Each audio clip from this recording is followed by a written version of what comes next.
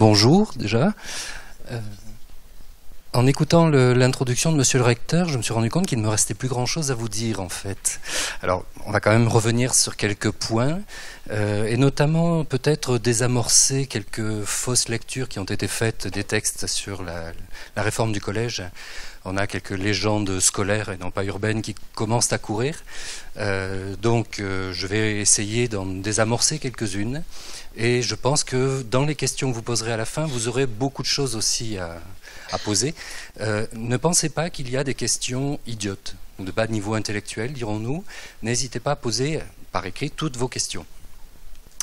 A priori, je devrais pouvoir y répondre. Je suis tombé dans la réforme quand elle était toute petite. Bon, ça. Alors, cette réforme, pour la comprendre, voilà. Pour la comprendre, il faut revenir à la loi de programmation et d'orientation pour la refondation de l'école de la République, qui est une loi, ça n'est pas directement applicable, donc il y a tout un ensemble de textes qui suivent la loi et qui permettent de la mettre en application. Alors, il y a des textes que vous connaissez déjà, qui sont déjà en œuvre. Par exemple, le décret sur le conseil école-collège. Vous participez peut-être déjà à des conseils école-collège. Excusez-moi. Les instances pédagogiques, notamment pour la transition entre école et collège, ce conseil de cycle 3 auquel des professeurs de collège vont participer et les professeurs des écoles qui vont venir dans les conseils de classe de 6e. Dès cette année, c'est en œuvre. Un décret dont nous allons commencer justement par parler, le décret sur le suivi de l'accompagnement pédagogique, qui est à peu près passé inaperçu, en tout cas, dont on n'a pas saisi le contenu en général, et qui pourtant est très important. Nous avons des décrets qui sont déjà parus sur les cycles d'enseignement, ça tout le monde connaît à peu près maintenant leur contenu. Le décret sur le socle commun, donc la nouvelle version du socle commun, qui va être suivi très prochainement par les nouveaux programmes, qui justement sont liés au socle. Ils sont vraiment soclés, ils sont cyclés, donc liés aussi au décret sur les cycles d'enseignement. Le décret sur l'organisation des enseignements au collège, c'est un petit peu ce qui nous réunit aujourd'hui, donc nous allons bien sûr davantage en parler. Et puis vont venir une série de décrets d'arrêtés sur l'évaluation, le DNB, le livret scolaire. C'est pour bientôt aussi, mais je pense qu'aujourd'hui nous ne l'aborderons pas. Alors, quand on vous présente le calendrier de cette refondation, on vous dit, voilà, il y a eu une consultation nationale, la loi d'orientation, on a fait les décrets, ils sont sortis. Cette année, nous approprions cette réforme, donc avec la formation, avec les premières mises en œuvre, et puis la mise en œuvre se fait en 2016. Je vais un petit peu moduler ça, puisqu'en fait, la mise en œuvre a déjà commencé. Et notamment, lorsque vous entendez les discours, par exemple, de la directrice générale de l'enseignement scolaire, elle va vous dire que le cœur de la réforme, eh bien, c'est quelque chose qui est déjà en place. Vous ne vous en rendez peut-être pas compte, vous êtes déjà dans la réforme du collège. Alors, c'est quoi ce cœur de la réforme? Eh bien, c'est ce fameux décret sur le suivi et l'accompagnement pédagogique. Alors, ce décret, quand il est sorti, en fait, on l'a vendu sous un autre nom. Et vous avez tous entendu parler du décret qui supprimait le redoublement. Je pense que ça ne fait doute pour personne que c'est faux. Le redoublement n'est pas du tout supprimé, mais on a essayé de s'attaquer au problème. Alors que s'est-il passé? En fait, on avait dans le Code de l'éducation 14 articles qui disaient qu'un chef d'établissement annoncer à une famille, par exemple, une décision d'orientation ou de redoublement. Et ce code de l'éducation mettait le redoublement au même niveau qu'une orientation. C'est-à-dire que c'était la même chose, c'était une voie d'orientation comme une autre.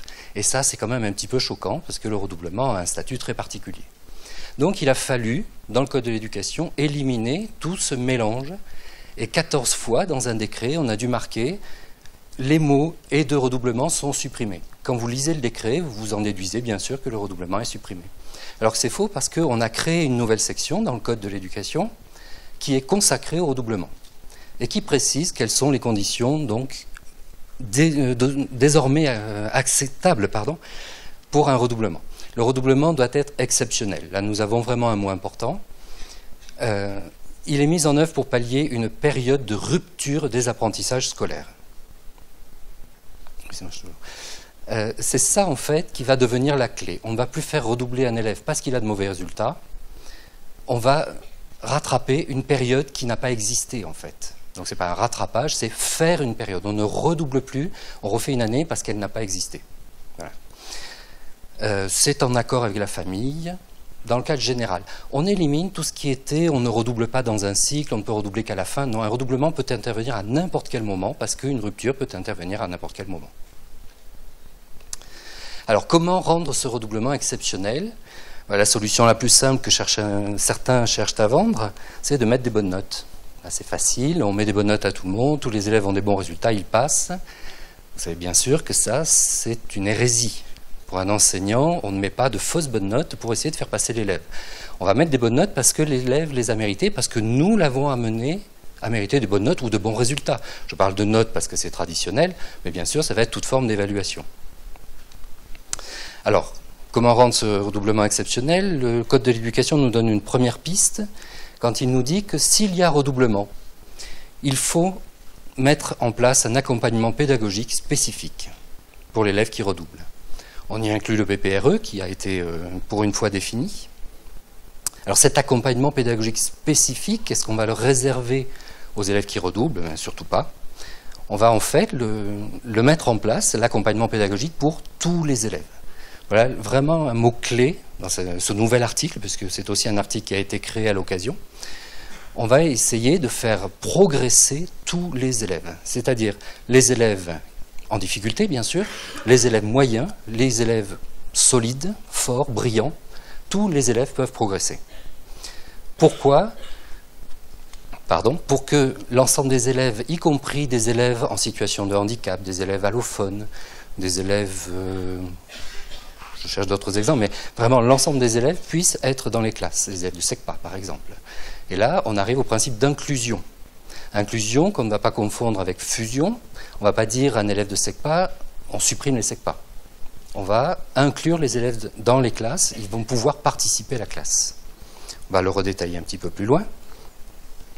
Et autre mot qui peut être intéressant dans cet article, qui est important, c'est répondre aux besoins des élèves. Le principe de l'accompagnement pédagogique, c'est d'arriver à faire exprimer les besoins des élèves et à y répondre. Alors, qu'est-ce que c'est que cet accompagnement pédagogique? Généralement, un accompagnement, c'est aider les élèves à ne plus avoir besoin d'aide. Donc, il y a quelque part la notion d'aide, mais justement pour en sortir de cette aide. Alors, ce n'est pas un dispositif supplémentaire. L'accompagnement pédagogique, c'est quelque chose qui va se passer tout le temps. On ne va pas rajouter des heures, on ne va pas faire de choses particulières. Par contre, on va faire évoluer ces pratiques pédagogiques. En tant qu'enseignant, on a déjà des choses qui existent, on va les utiliser. Et c'est surtout dans son travail au quotidien que l'on va essayer de faire évoluer les choses, notamment en réfléchissant à ses propres pratiques. Ça ne se limite pas, je vous disais, aux difficultés de quelques élèves, ça n'est pas de l'aide, c'est bien de l'accompagnement. Et c'est là toute la différence entre les deux. Donc, on va regarder chaque élève, même les élèves qu'on a tendance à oublier, et on va voir quels sont ses besoins, et on va tenir compte de ce que l'élève sait faire pour le faire aller encore plus loin. Alors une autre tentative de compréhension de ce qu'est l'accompagnement pédagogique, en une phrase, exploiter à tout instant la diversité des élèves. Exploiter, ça veut dire qu'on va tenir compte de cette diversité. Quand on est en classe devant les élèves, on va réagir à cette diversité et on va l'utiliser pour faire avancer l'ensemble de la classe. Donc un élève allophone n'est pas un handicap. Au contraire, c'est une source de richesse pour la classe, par exemple. À tout instant, ça veut dire qu'on va préparer notre cours, non pas en pensant au contenu, au programme, bien sûr, on va y penser, mais le premier point sera les élèves. On va préparer, donc, en amont, toutes nos interventions en pensant aux élèves. Pendant le cours, eh bien, on est face à des élèves, donc on va réagir. Bon, ça, c'est pas très très nouveau. Hein. J'ai oublié de préciser au début que la plupart de ce que je vais vous dire, vous le faites déjà. Et puis, après le cours, on ne va pas se contenter de compter les points, de corriger des copies. On va aussi réfléchir à ce qui s'est passé et comment faire évoluer la suite du cours. La diversité des élèves, encore une fois, tous les élèves ont besoin, oui, seront accompagnés.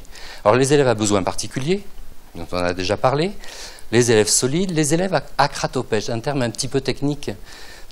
Une eau acratopège est une eau qui n'a jamais été mélangée à autre chose. Mais elle n'est pas pure. C'est une eau de source qui n'est pas spécialement minéralisée. Elle n'a pas de qualité particulière. Un élève acratopège, eh bien, c'est l'élève que vous finissez par oublier.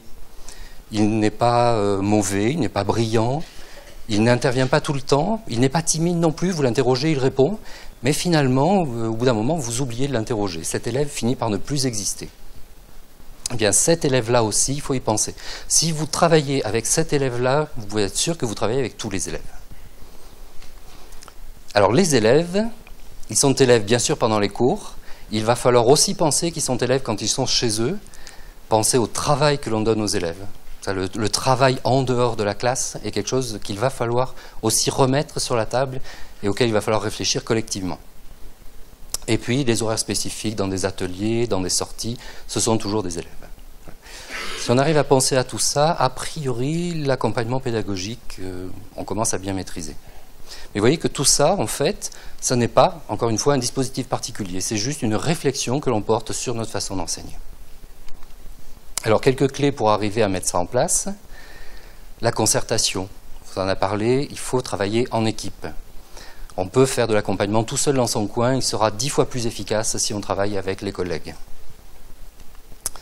L'imagination, parce qu'il va falloir réagir. Donc, il ne faut pas se dire, bon, moi j'ai ma méthode, ça a fonctionné plus ou moins bien, mais je continue. Non. Il faut vraiment se permettre, il faut oser faire des choses, proposer des actions, proposer dans les concertations, faire des échanges avec les collègues. S'adapter aussi au public que l'on a. Bon, ça c'est un petit peu caricatural, mais on a encore des enseignants qui sont dans leur cours et point, qui ne sont pas face à une classe. Donc il faut aussi s'adapter au public. Et puis, 3 gros mots, si j'ose dire, personnalisation, différenciation, diversification. Bon, on commence à en avoir entendu parler de tout ça. Je vais revenir dessus, mais toutes ces clés-là vont nous permettre de mettre en place le principe fondamental ici, c'est bien sûr le principe d'inclusion. Alors, ces trois mots-là, il faut quand même préciser parce que en visitant quelques établissements, j'ai eu l'occasion de voir qu'il y avait des méconnaissances sur ces termes, en fait. Bon, diversifier, ça en général, ça passe bien. C'est au niveau de l'organisation. On va organiser les enseignements pour avoir, justement, comme on a une diversité d'élèves, eh bien, on va avoir des enseignements de diverses formes pour pouvoir répondre à leurs besoins, aux besoins de cette diversité. Différencier, c'est à l'intérieur d'un cours, tenir compte du fait qu'on a des élèves différents et leur offrir des possibilités d'entrée différentes sur le cours ou la notion que l'on est en train d'étudier. On sait très bien qu'on a des élèves qui sont plus imaginatifs, d'autres plus déductifs, d'autres qui auront besoin d'avoir un cours magistral. On ne le chasse pas, le cours magistral, bien sûr, mais il faut essayer justement d'offrir différentes choses. Et le cours magistral, on va le faire pour un petit groupe d'élèves qui en a besoin, pendant que les autres seront en train de faire une recherche sur des documents, par exemple. Personnaliser, alors ça a fait très peur. Personnaliser, à la base, c'est se dire, en face de moi, j'ai des personnes. Donc des élèves qui ont des acquis déjà, qui ont de l'autonomie. Je vais les mettre en autonomie, mais pas isolés tout seuls dans leur coin. Ils vont être en autonomie dans un contexte qui est celui de la classe ou d'un petit groupe de travail, et donc avec des interactions. Et le mot qui est, qui n'est pas à bannir bien sûr, mais qui fait le plus peur, c'est l'individualisation, et que beaucoup confondent avec la personnalisation. Individualiser, c'est considérer un seul élève, et ne travailler vraiment qu'avec un élève, et puis on se dit on va individualiser une classe de 30 élèves, c'est impossible. On ne peut pas travailler avec 30 élèves individuellement. Par contre, quand on fait notre personnalisation, notre différenciation, on va être amené par moment à faire de l'individualisation. Donc le mot n'est pas à jeter, mais il ne faut pas en avoir peur, et il ne faut pas croire que c'est la demande. On ne demande pas de faire de l'aide individualisée. Expliquez-moi ça, bon. Alors, vous aurez cet après-midi des ateliers justement où vous allez un petit peu approfondir tout ça.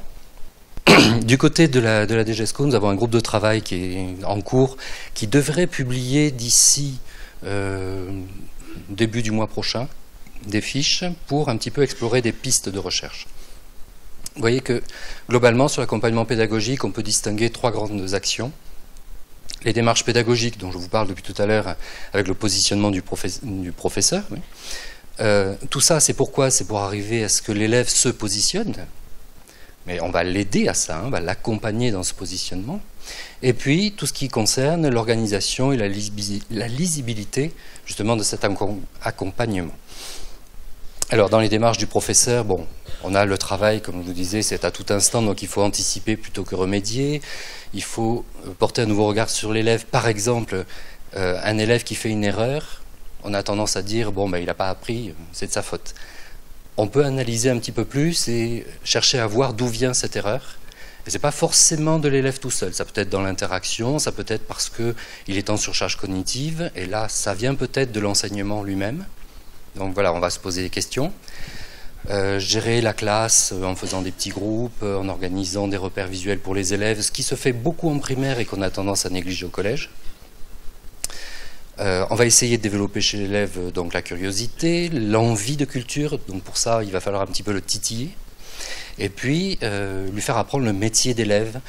Je parlais d'erreur tout à l'heure. Pour un élève, une erreur, c'est un échec. Il faut qu'il apprenne à passer au-delà de ça et à considérer qu'une erreur, c'est nécessaire dans un processus d'apprentissage. C'est un exemple parmi d'autres. Nous avons des conseillers principaux d'éducation dans la salle. Ils vont énormément participer, bien sûr aussi à l'accompagnement, dans le lien avec les familles, mais aussi dans l'organisation d'équipe. Et alors là, ce sera le travail de tout le monde, hein, ça vous a déjà été dit et redit, mais toute cette réforme, et là, c'en est vraiment le cœur, ne peut pas se faire chacun dans son coin. Ce sera une réforme d'ensemble, travail d'équipe. Voilà. Donc vous aurez plus de détails d'ici peu sur le site EduScol, que j'espère vous visiter très fréquemment. Alors revenons-en donc à cette loi d'orientation, ces textes d'application. Donc nous avons vu le décret sur le suivi et l'accompagnement. Nous allons très rapidement passer sur les cycles d'enseignement, sur le socle commun et nous attarder un petit peu plus sur l'organisation des enseignements, qui est quand même la grande nouveauté pour la prochaine rentrée. Alors les nouveaux cycles, il était prévu dans un premier temps de les installer progressivement, puis maintenant on a décidé de tout mettre en place à la même année, à la prochaine rentrée donc. Tous les cycles rentrent en œuvre simultanément pour tous les niveaux. Ce ne sera pas pour des installations progressives. Hein. Les élèves de 3e l'an prochain seront en cycle 4, par exemple. Alors, ce qui est un petit peu particulier, c'est que, excusez-moi, nous avons un cycle 3 qui est à cheval sur l'école et le collège. Ça, c'est la grande nouveauté. On a déjà commencé à travailler, comme je vous disais tout à l'heure, sur le conseil de cycle 3, les conseils de classe de 6e. On a le conseil école-collège qui ne se limite pas à la liaison école-collège, qui est plus générale, mais qui a quand même un rôle important à jouer. Donc, normalement, tout est prêt pour que ça fonctionne. Mais bon, il va quand même falloir renforcer encore l'action et vraiment savoir ce qui s'est fait en CM1, CM2 pour poursuivre en 6e, parce qu'on va avoir des programmes de cycle aussi. Donc on va achever les programmes du cycle 3 en 6e. On en parlera notamment pour le cas des sciences, hein, qui a posé beaucoup de questions et qui se justifie juste par ce cycle-là.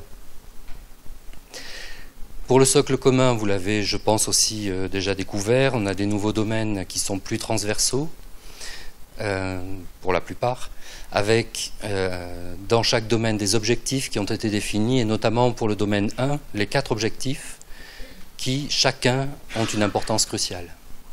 Donc dans les projets d'évaluation, nous allons évaluer les 4 objectifs du premier domaine et nous allons évaluer les objectifs, enfin les domaines, pardon, dans leur entier, 2, 3, 4 et 5. Bien, donc ça je ne m'étends pas dessus. Et venons-en maintenant donc à cette organisation des enseignements. Il y a plusieurs justifications à cette réorganisation. D'une part, on avait jusqu'à présent des élèves qui avaient pas mal d'heures en 6e, beaucoup moins en 5e, et puis les heures réaugmentées, 28h30 à la base en 3e, et pour des élèves qui prenaient des options, ça montait à 31h30, voire plus s'ils prenaient 2 options, ce qui était faisable. Donc là, on a un problème de répartition. Alors on va répartir ça, on va dire les élèves auront tous 26 heures d'enseignement, donc on arrive à l'égalité, les horaires disciplinaires ne changent pas. Ou très peu, on va voir, il y a une discipline qui gagne des heures en fait. Quand on regarde bien le diagramme, on a l'impression que quand même il y a une baisse. Alors pourquoi cette baisse? Tout simplement parce que jusqu'en 2015, jusqu'à cette année, nous avions des heures disciplinaires, avec un fléchage de dédoublement en SVT technologie en 6e, et puis on a rajouté en 6e des heures d'accompagnement personnalisé, on rajoutait des heures d'itinéraire de découverte, on avait aussi une demi-heure non fléchée en 4e et en 5e qui pouvait aussi être rajoutée aux élèves, on avait les options en plus. Donc on avait ici une très, très grande diversité et puis une amplitude qui pouvait monter assez facilement pour les élèves. À partir de 2016, donc on uniformise, 26 heures par division.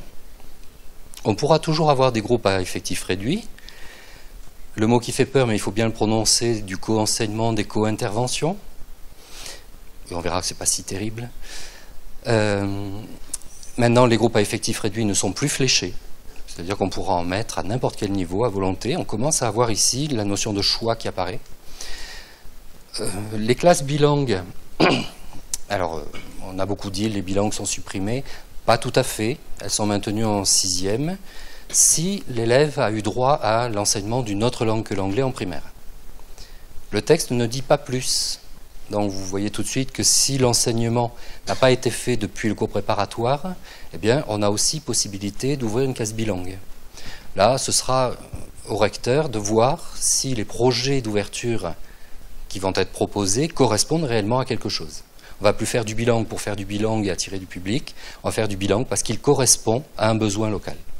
Poursuite de quelque chose qui a été initié auparavant. Les enseignements, alors les options disparaissent, mais pas tout à fait, puisqu'on va garder des enseignements dits de complément qui vont un petit peu en jouer le rôle. C'est un peu limité, par contre, on va avoir des enseignements de complément sur latin et grec, les langues de l'Antiquité, sur les langues régionales et sur la découverte professionnelle, mais uniquement pour les classes de 3e préparatoire, à l'enseignement professionnel, excusez-moi, ce qu'on appelait les DP6 parfois. Il n'y aura plus, par exemple, de DP3. Voilà.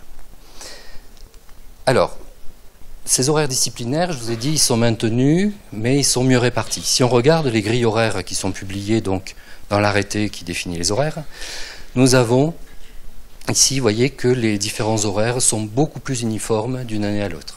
On a moins de variations. Il y en a quand même quelques petits points, oui, on voit bien le vert à l'écran, qui sont signalés en vert, qui ont posé pas mal de questions.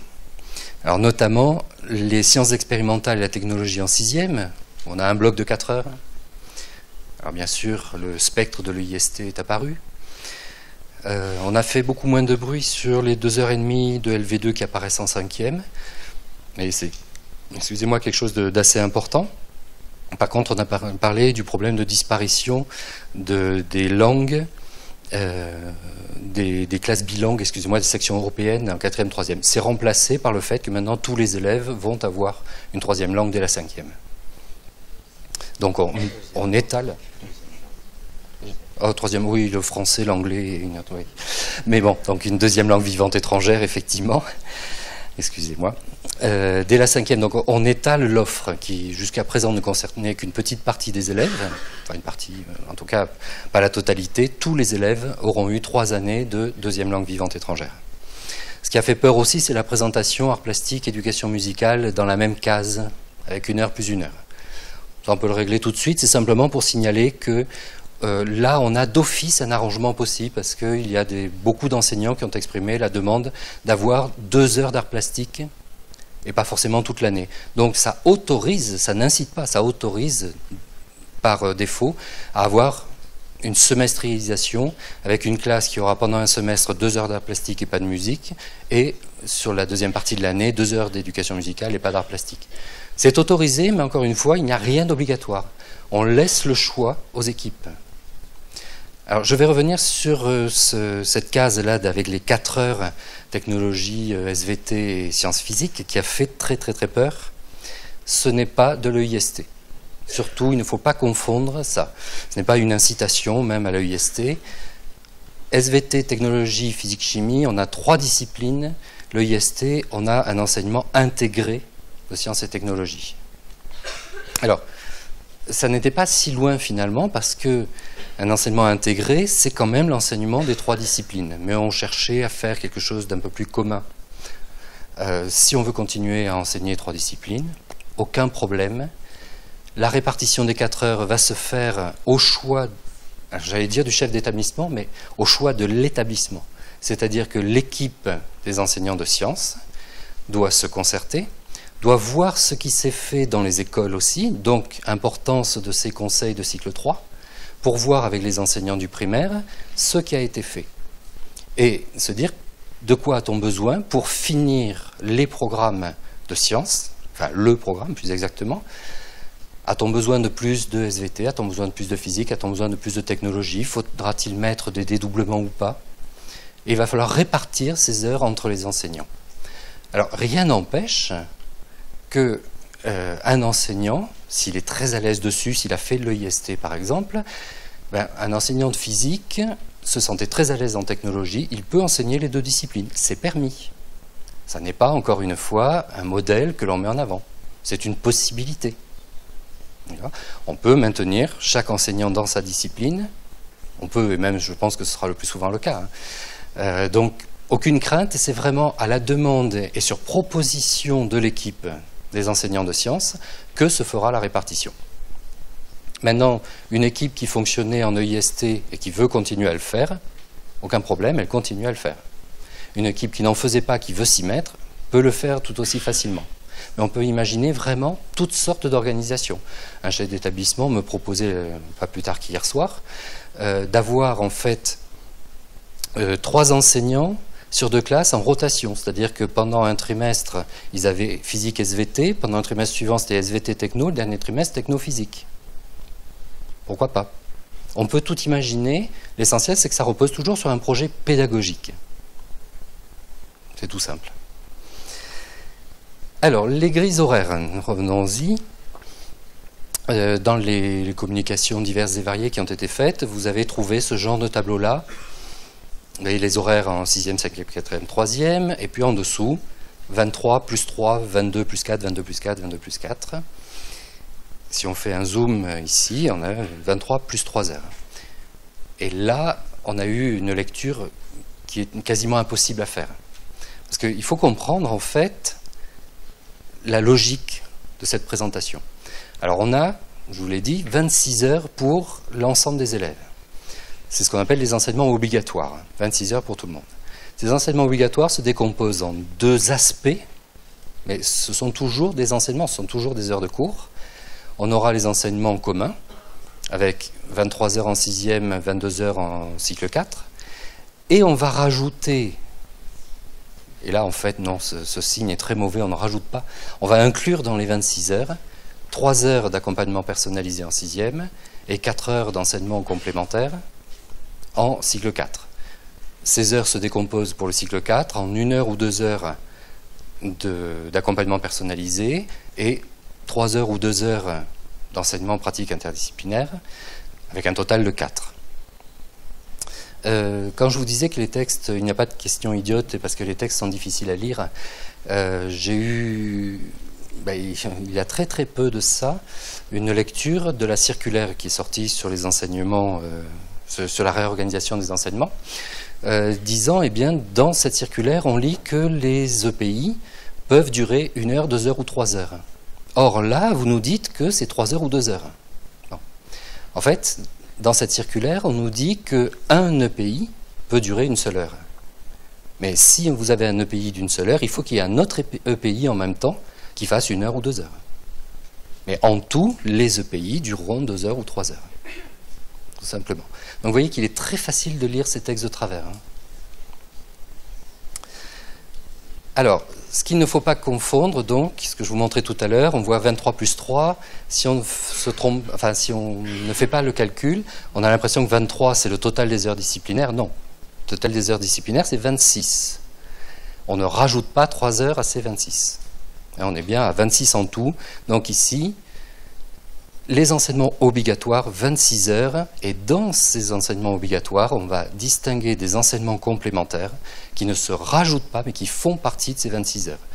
Et qui sont, et là, c'est peut-être qui est le nœud du problème, ce sont des heures de cours. Ce ne sont pas des heures différentes. On élimine cette idée de rajouter 3 heures ou 4 heures, et on va lire ces tableaux comme 26 heures, dont 3 heures ou dont 4 heures, suivant le cycle. Alors, qu'est-ce que ça va donner pour des élèves? Dans l'emploi du temps d'un élève, vous avez ici, alors c'est purement imaginaire, hein, j'ai travaillé sur un établissement avec 4 classes par niveau. Ça n'est pas du tout un modèle, il n'y a aucun parangonnage là derrière. Vraiment, un exemple. Notre élève a son emploi du temps, on va lui dire, eh bien, oui, oh, ça va venir. On va lui dire au premier semestre, vous allez avoir des heures, qui sont des heures de cours toujours, mais pendant lesquelles on va davantage insister sur l'accompagnement, où on va travailler sur un projet interdisciplinaire, donc en croisant 2 disciplines, en croisant ou en mettant en parallèle. Alors qu'est-ce que ça va donner dans l'emploi du temps de l'élève? Eh bien vous avez des heures, on ne change pas l'emploi du temps, mais certaines heures deviennent, entre guillemets, des heures d'accompagnement ou des heures liées à un projet interdisciplinaire, donc un EPI. Vous voyez que un premier exemple de souplesse, parce que tout ça va être quand même assez souple, c'est ici, alors si ça fonctionne, ici, vous voyez le cours d'EPS, qui souvent est organisé avec 2 heures une semaine et 4 heures l'autre semaine. Eh bien, en EPS, nous allons ici avoir un EPI sur corps santé, bien-être et sécurité, avec ici le cours de SVT. Donc, on aura une semaine, 1 heure de cet EPI et l'autre semaine 3 heures. En moyenne, ça fait 2 heures. On est quand même ici dans la modulation raisonnable. On aura une autre heure consacrée aux langues et cultures de l'Antiquité, ici. Donc, en moyenne, on a bien 1, 2 et 3 heures d'EPI et 1 heure d'AP. Au deuxième semestre, puisque ça c'est un établissement toujours imaginaire qui a voulu travailler en semestre, au deuxième semestre, on repart de l'emploi du temps de base, on ne modifie toujours pas, et ce sont d'autres heures qui viennent se substituer aux heures de cours. Mais ce n'est pas une substitution, encore une fois, on a vraiment des mauvais réflexes, mais c'est pendant l'heure. Alors si je reviens en arrière, pendant l'heure de français, par exemple, du mercredi matin, je vais davantage insister sur l'accompagnement des élèves. Je vais me concentrer sur cet aspect-là. Je laisse les collègues qui vont vous faire des ateliers cet après-midi vous en parler davantage. Mais quand même, l'accompagnement personnalisé, finalement, ça va être quoi? Qu'est-ce qui va être la nouveauté? Alors jusqu'à présent, nous avions 2 heures d'accompagnement personnalisé en 6e. On va l'étendre à tous les niveaux. 3 heures en 6e, 1 ou 2 heures, ou 1 à 2 heures, d'ailleurs ça peut être 1h30, par semaine, à chaque niveau du cycle 4. Ça va concerner tous les élèves. Ça, normalement, ce n'est pas une nouveauté, même si on a encore des établissements qui ne prenaient que quelques élèves en accompagnement personnalisé en 6e. Là, non. Sachant que ce sont des heures de cours et que tous les élèves ont cours, eh bien, tous les élèves auront droit à un accompagnement personnalisé. On a de la souplesse, mais quand même des règles à suivre, un cadre. Ce cadre, c'est dire que tous les élèves d'un même niveau, par exemple tous les élèves de 5e, vont avoir 1 heure d'accompagnement personnalisé par semaine. Tous les élèves de 4e auront 2 heures, mais on ne pourra pas avoir une classe de 5e qui a 2 heures, une classe de 5e qui a 1 heure, par exemple.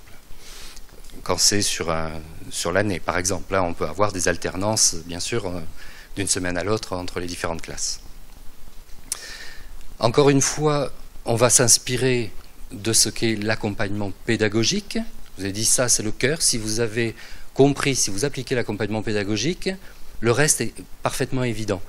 Maintenant, comme on ne sait pas encore bien le faire, eh bien, qu'est-ce qu'on va faire? On va se dire, pendant ces heures-là, je vais me concentrer sur cet accompagnement de l'élève, cet accompagnement pédagogique.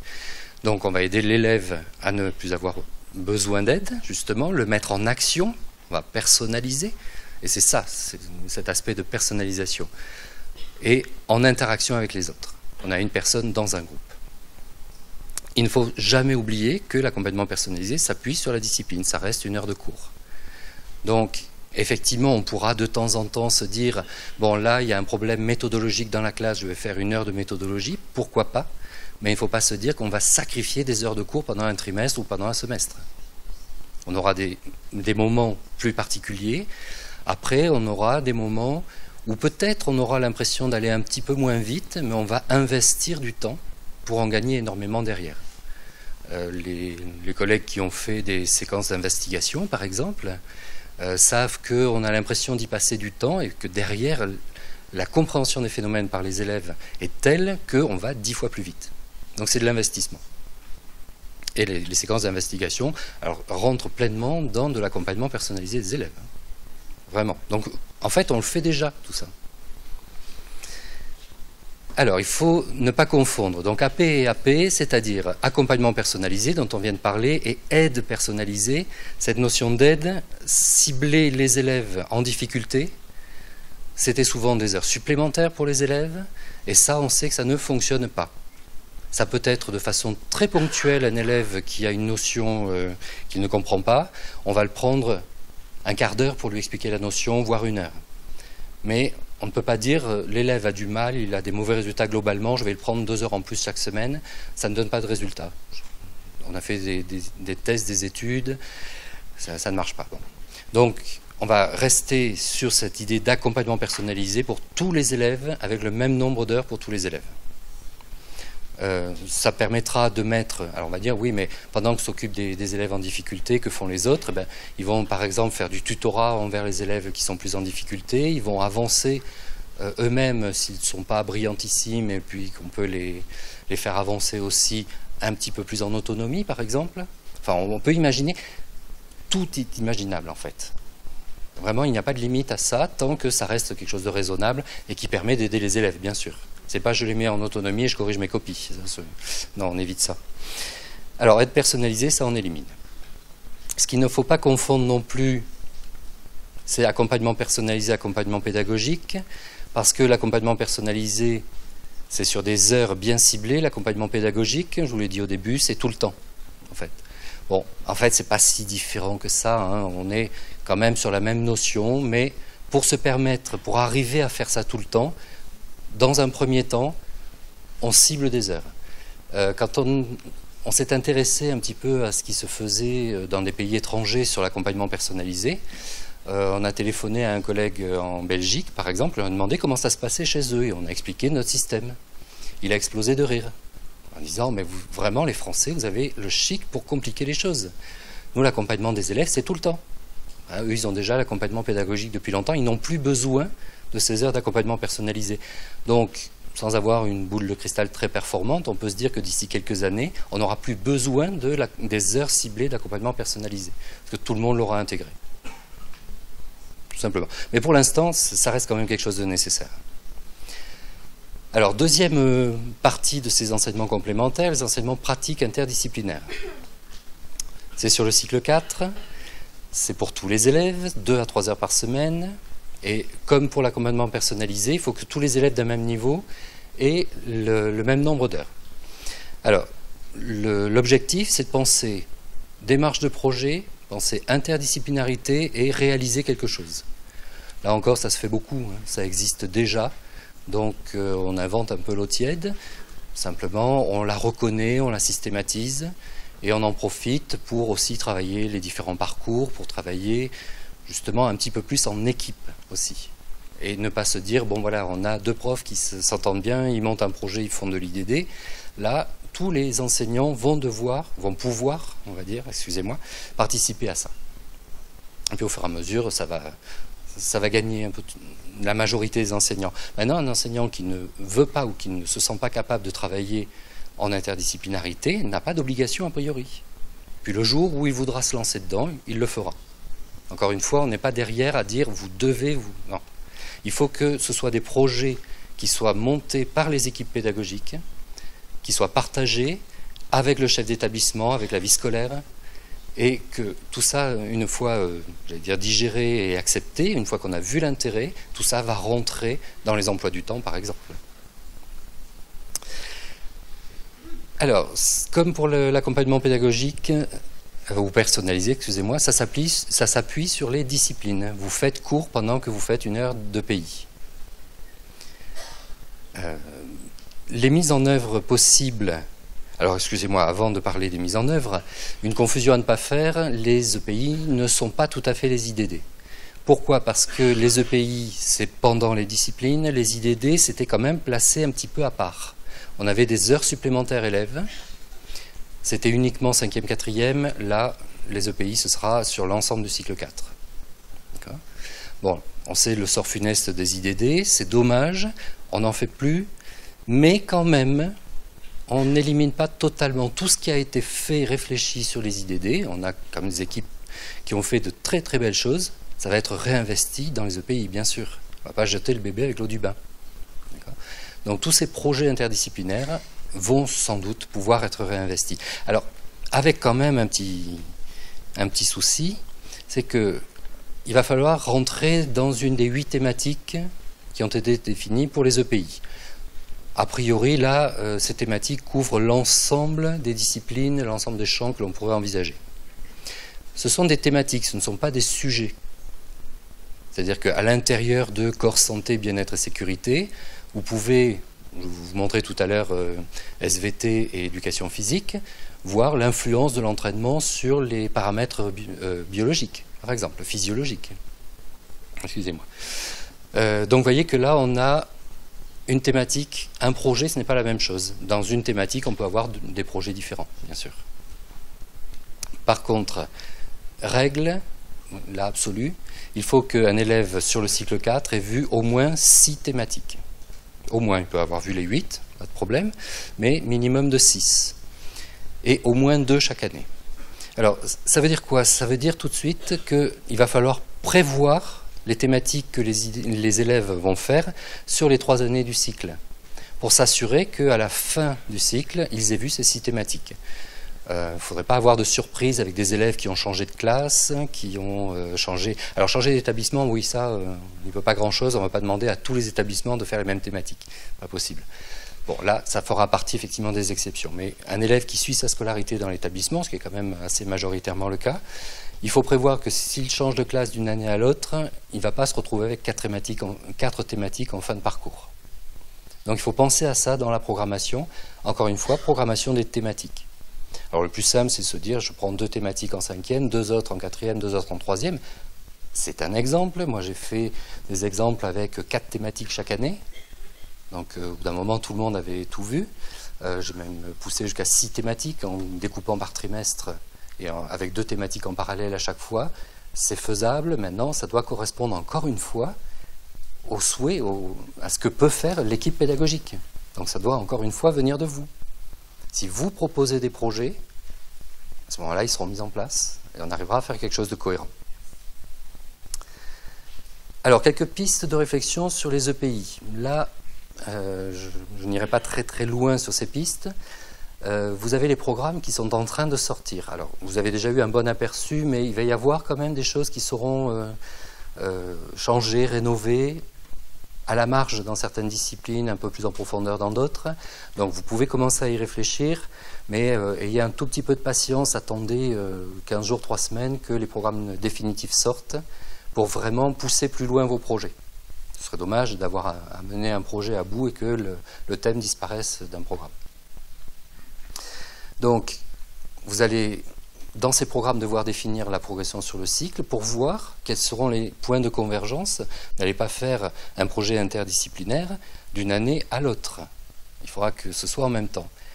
Quand je dis d'une année à l'autre, vous pouvez aussi avoir, et on a un chef d'établissement qui a un petit établissement rural et qui a de très faibles effectifs. Eh bien, elle croise les niveaux pour les heures de pays.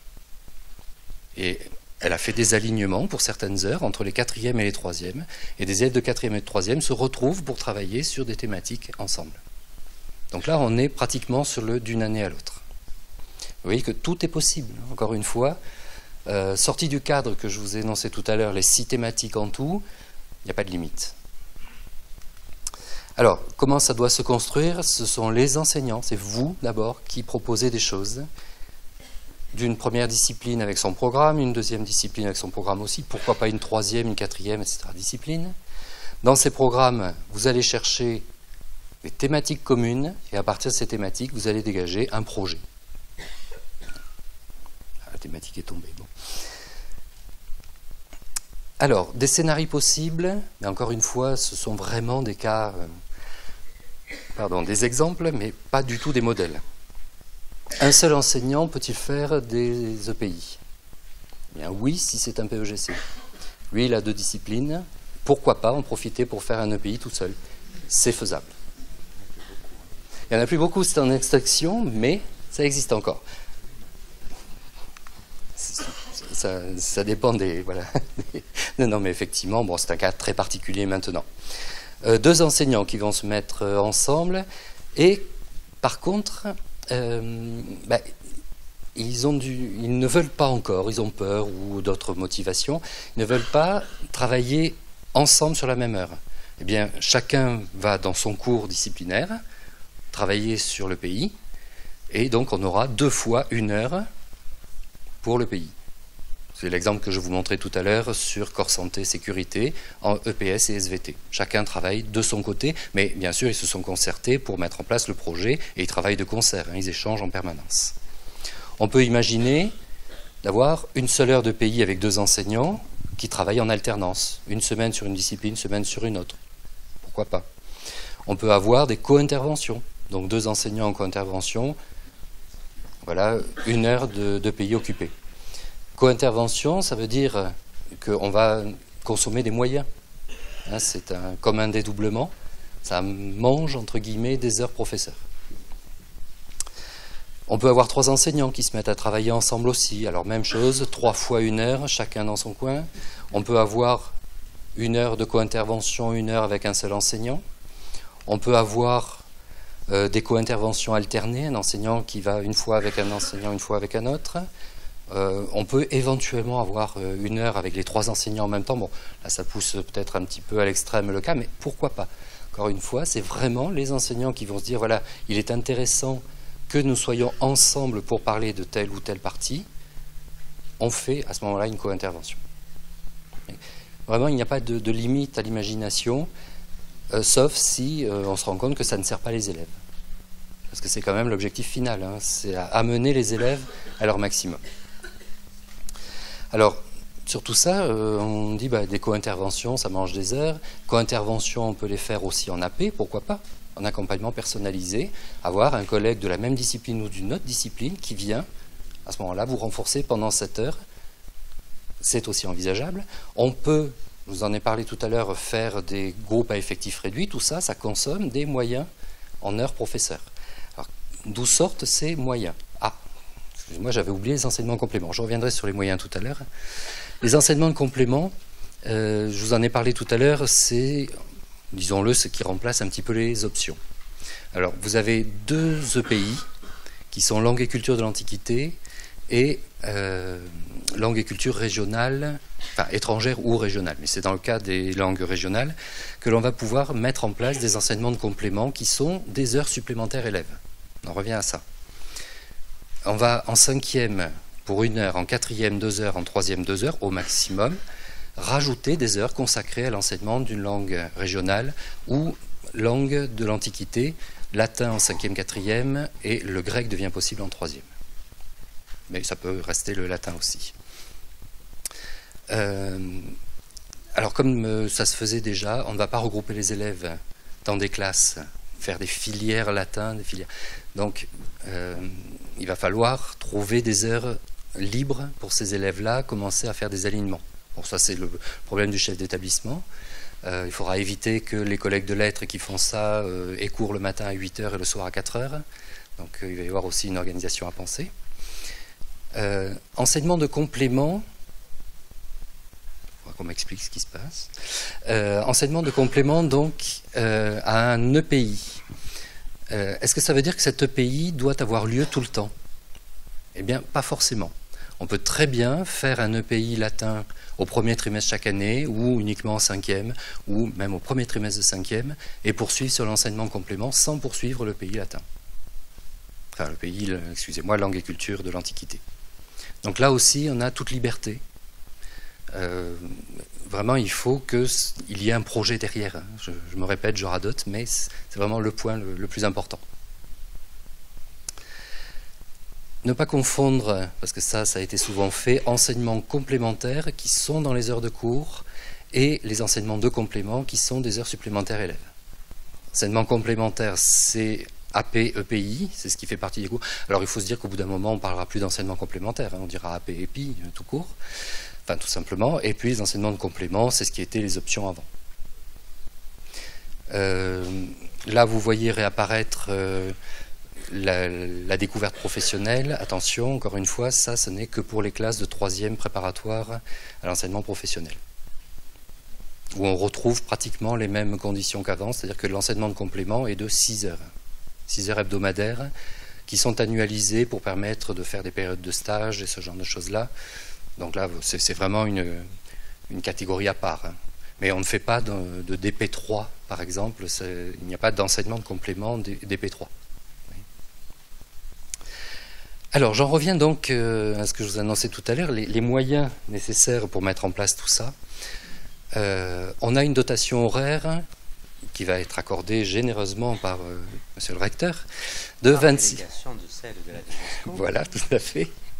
Donc de 26 heures hebdomadaires, c'est-à-dire on va payer les heures élèves. Bon, très simple. En cadeau, on va rajouter 3 heures multipliées par le nombre de divisions. J'insiste bien sur ça, ce n'est pas 3 heures par division, c'est 3 heures multipliées par le nombre de divisions, c'est une dotation globale. Vous avez 16 divisions, on vous donne 48 heures en plus. Alors ça, c'est à partir de 2017. Pour l'an prochain, c'est 2h45 par division, vous n'aurez que 44 heures. Bon. Vous pouvez en faire à peu près ce que vous voulez.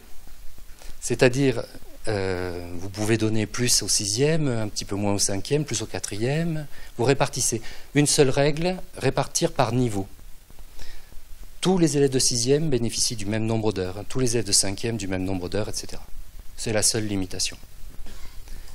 Bien sûr, sans tenir compte des enseignements de complément. Alors, qu'est-ce qu'il vient faire au milieu? Eh bien, parce qu'en fait, cette dotation horaire supplémentaire, elle a 3 utilités.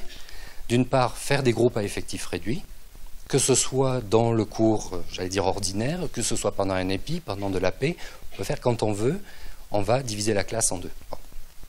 En 2, en 3, aligner 2 classes et faire 3 groupes, enfin, tout ce qui est groupe à effectifs réduits. Les interventions conjointes, où on a le professeur qui fait son cours, un autre enseignant vient dans sa classe, eh bien, ça consomme 1 heure professeur, bien sûr. Et on va aussi payer avec ça les enseignements de complément. Alors, là, bien sûr, tout de suite, on dit « Oh là là, moi, j'aime pas les latinistes, ils viennent manger mes heures, je peux plus faire de groupe. » Essayez de faire le calcul, vous verrez qu'au lieu d'avoir 3 heures par division en moyenne, vous avez 2h40 si vous avez 4 classes par niveau et un groupe de latin par niveau. Donc ça baisse très très peu les horaires pour les interventions conjointes et les groupes à effectifs réduits. Donc, ça, c'est assez faible. Alors, une confusion encore qui s'est souvent présentée, on vous dit on a 3 heures par division et puis on a 3 heures d'AP en 6e. C'est surtout pas fait pour l'AP en 6e, ces 3 heures-là. Hein. Ça peut, mais il n'y a pas de lien. D'une part parce que cette année vous n'aurez que 2h45, donc ce ne sont pas les heures d'AP en 6e. D'autre part parce qu'en cycle 4, vous avez 4 heures d'enseignement complémentaire, vous ne dédoublez pas tout avec 3 heures. Pas possible. Donc il faut bien repenser cette dotation supplémentaire, elle sert à beaucoup de choses, elle peut servir pour les enseignements complémentaires, mais ce n'est pas son seul et unique objectif. Très loin de là. Alors, ça on le sait. Qu'est-ce qu'il va vous rester à faire pour préparer l'an prochain? Et je dis bien vous, hein, c'est les enseignants, les chefs d'établissement, les CPE, enfin, les professeurs des écoles qui sont là aussi. Il va falloir répartir les heures de SVT, technologie physique en 6e. Sachant qu'il faut enseigner toutes les disciplines, mais là, que s'est-il fait en primaire? De quoi a-t-on besoin pour le collège? Il va falloir définir les enseignements complémentaires. Avec les thématiques, à quelle période va-t-on le faire? Est-ce que ce sera sur des trimestres? Est-ce qu'on va changer tous les 15 jours, tous les mois? Est-ce qu'on va faire sur les semestres? Est-ce qu'on va avoir un épi qui dure toute l'année? Sur 1 heure, et puis des épis qui changent tous les trimestres en parallèle. Voilà, toute cette répartition entre AP et épis, toute cette définition, il va falloir la faire. Il faudra penser pour les épis à la programmation sur les 3 années. Je vous en ai parlé tout à l'heure, ça c'est important, donc il faut vraiment penser à long terme. Et puis, une fois qu'on a tout ça, on va répartir la dotation supplémentaire. Donc, on a déjà mis des heures dans les enseignements de complément, le latin, les langues régionales. On va voir est-ce qu'il y a besoin de co-intervention dans les épis et l'AP que l'on a définis, et est-ce qu'on fait des classes à effectif réduit pour des disciplines comme pour l'AP ou les épis. L'objectif, c'est, sauf s'il y a bien sûr enseignement de complément, ne pas dépasser 26 heures hebdomadaires pour les élèves. On ne va pas s'amuser à prendre des heures professeurs, uniquement professeurs, pour rajouter une heure aux élèves. Qu'est-ce que ça va donner, ça, pour des professeurs? Parce que c'est quand même assez angoissant de voir tout ce qu'il va falloir faire. Alors, prenons le cas, par exemple, d'un professeur de SVT qui a des groupes, vous voyez, en 5e, ici, ça sont des 5e. Au lieu de dédoubler ces 6e, eh bien, cette équipe a choisi de dédoubler les 5e. Ça, c'est son emploi du temps de base. La personne a bien les 17 heures que doit un professeur de SVT, puisqu'il y a une décharge d'1 heure pour le laboratoire. Oui, excusez-moi, je parlais d'un certifié. Effectivement, agrégé, c'est 15 ou 14 heures pour la SVT. Donc, il a ses 17 heures. Que va-t-il se passer au premier trimestre?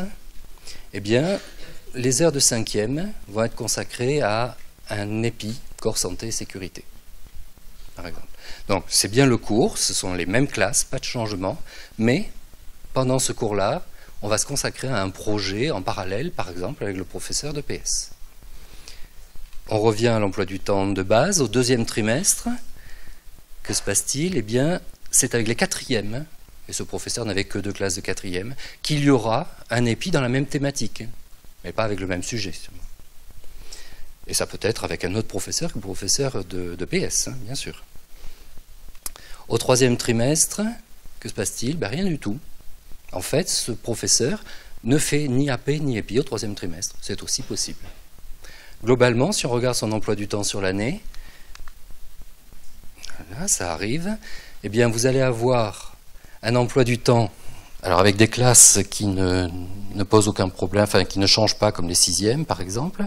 Vous allez avoir des heures où au premier trimestre, on aura ici un EPI. Les 2 autres trimestres sera le cours un peu plus traditionnel, on ne sera plus en interaction avec un autre enseignant. Pour les 4e, c'est au 2e trimestre que ce changement aura lieu, mais on retrouve quand même globalement l'heure de 4e sur l'année. Donc pas de bouleversement dans les emplois du temps pour ce professeur-là, c'est juste l'objectif du cours qui va changer pendant un trimestre.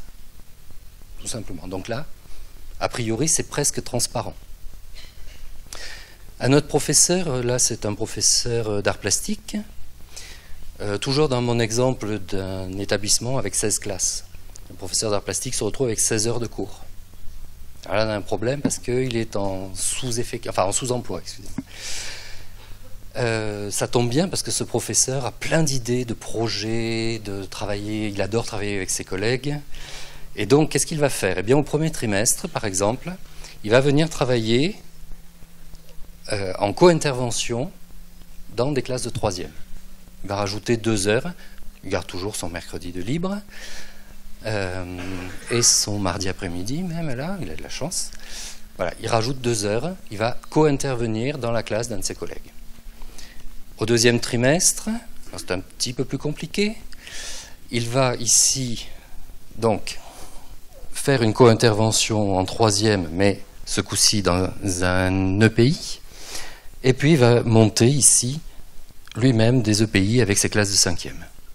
Alors, vous remarquez quelque chose qui peut se produire, c'est qu'ici, donc il avait 5e B, 5e A, pas de problème, et puis ici, les 5e C, 5e D, en fait, dedans, on a des latinistes qui sont répartis sur les 2 classes.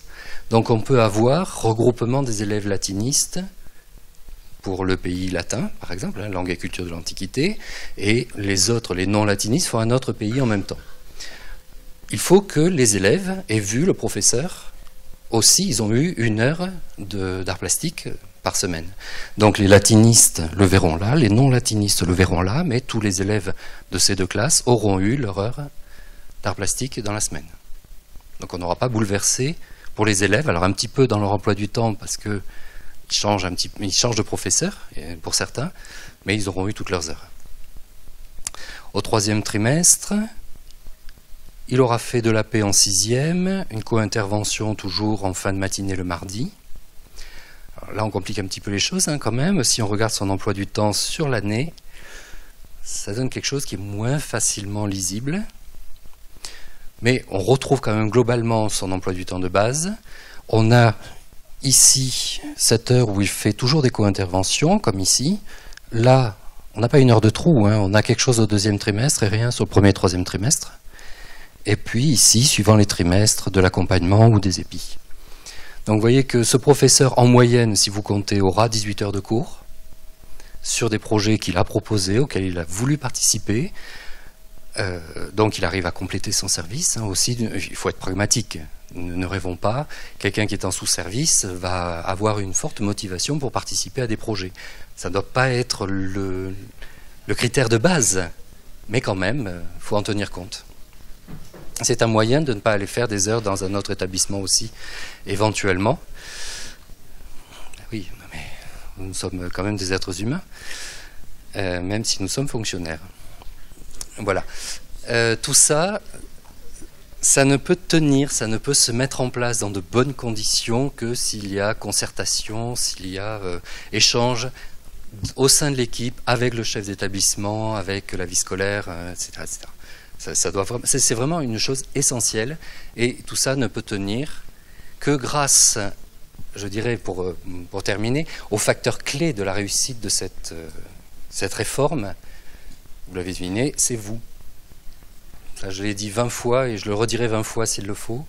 Sans vous, sans vos idées, sans vos interventions, vos propositions, ça ne peut pas marcher. Donc maintenant, eh bien, c'est à vous de fonctionner. Et de poser des questions, vous l'avez fait, on va essayer d'y répondre.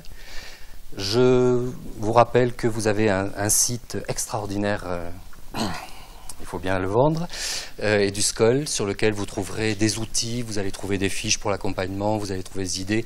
On va essayer de mettre des liens vers les autres sites académiques, par exemple, qui fourmillent aussi de très bonnes choses. Si jamais vous avez des questions, des choses plus précises qui vous viennent par la suite, n'hésitez pas à m'envoyer un mail, je tâcherai d'y répondre au maximum. Merci.